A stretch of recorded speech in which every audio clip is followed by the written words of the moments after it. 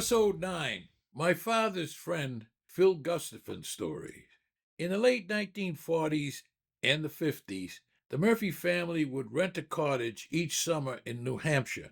In the hot summer and living on the second floor of our Cambridge three-decker, it was miserable. Air conditioning had not yet been invented, and our flat ventilation was bad, and the hot, congested city streets built up heat which reflected into the buildings.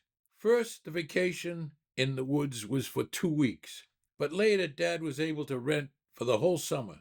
Dad did not have a car or a driver's license. He, and therefore we, were dependent on Dad's friend Phil Gustafson and his 1947 Ford Woody station wagon to get us to and from our vacation rentals each year. Phil Gustafson was a real character, and he loved the Murphys.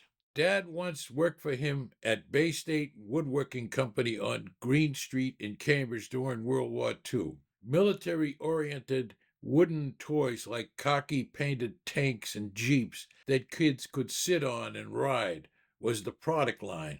Dad was the bookkeeper and man Friday. After the war, Phil opened an upholstery shop on River Street a few blocks away. Phil was a Swede, a Swedish-American, a Harvard grad, and an atheist. He was not the usual friend for my father. It is ironic that although he was an outspoken atheist, the lion's share of his business came from reupholstering needlers and other church sanctuary furniture for Boston area Catholic churches. Gary traveled with him sometimes to pick up or drop off the furniture, and once I accompanied him too. My mother had a love-hate relationship with Phil because of his repeated criticisms of the Catholic Church, especially when those comments were spoken within earshot of her kids. I remember once when he and Dad were having a beer in our Fairmont Avenue living room, Phil was saying particularly nasty things about Cardinal Cushing. Mother got a broom and started hitting Phil and loudly dressing him down for his anti-Catholic words. She very deliberately, using her broom, swept him out the back door. I can still hear Phil's plaintive cries, "Tommy! Tommy, stop her!" My father responded with great belly laughs, "I can't do anything. You started it." My father told me that Phil looked Jewish and was often taken for a member of the Hebrew persuasion. Once, according to Dad, Phil was in Brookline having coffee at a counter when, after Phil and the owner talked a little, the owner said to him, "Ah, you yit, Phil." Mother and Dad often talked fondly about the cottage that they rented soon after they were married and before the kids. It was in Winthrop at Point Shirley, a little peninsula that's sticking out into Boston Harbor across from what's now Logan Airport. Jean and I later lived in oceanfront Winthrop, very close to Point Shirley, a year or so after we married. Gary and Maureen remember the early vacation places, but I was too young to remember. There was a summer house on Knobscott Mountain in Sudbury that Dad talked about a lot. He must have loved it. Sudbury is now a very wealthy exurb of Boston. I do not know what our transport was for those earlier trips. Early off-roading with Tom Murphy. Dad loved Crotchet Mountain in Bennington, which loomed over our rented cottage in New Hampshire. We lived where else on Mountain Road.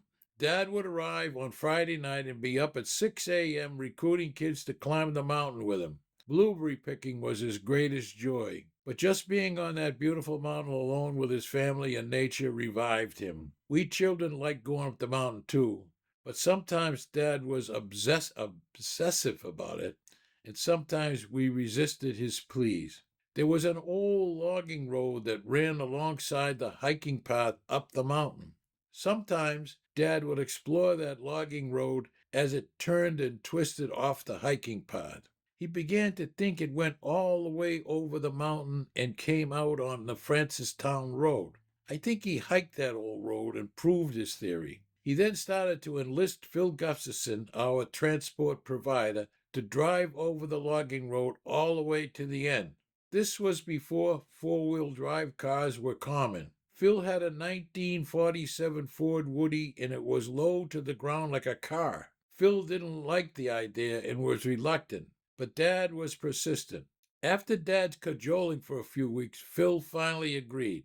Phil had driven Dad up to Bennington that weekend and stayed for a few days, so he was around on Sunday after Mass.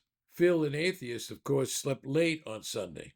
So after lunch, the two men got into the wagon with a shovel and a hatchet, a thermos of coffee, and some drinking water. Pith helmets, a compass, and bush jackets should have been the uniform for that day. There was no phone at the cottage, so we did not expect to hear from them until they got back. About 8 p.m., after being gone for 7 hours or so, they arrived back in a police car. The beautiful woody station wagon was at a repair garage. It had gotten stuck on the Francistown side of the mountain. Dad was told by the locals that no one ever tried what they tried. A tow truck with great difficulty went up the mountain after they walked down for help. The wagon was deep in mud. It was scratched and dented from bushes and trees hitting its sides, bottom, and top. The underside of the front end was damaged and it needed the rod ends replaced, if I remember right. Phil was moaning and complaining until he got his car back and left for home a few days later. If they were around today, they would be recognized as the pioneers of off-roading. This is Rod Murphy. Thank you for viewing or listening to my podcast episodes. I really appreciate it. If you liked it, and if you so choose, I ask you to send a good review and or refer a friend who might be interested in this Old Boston podcast series. Again, my thanks.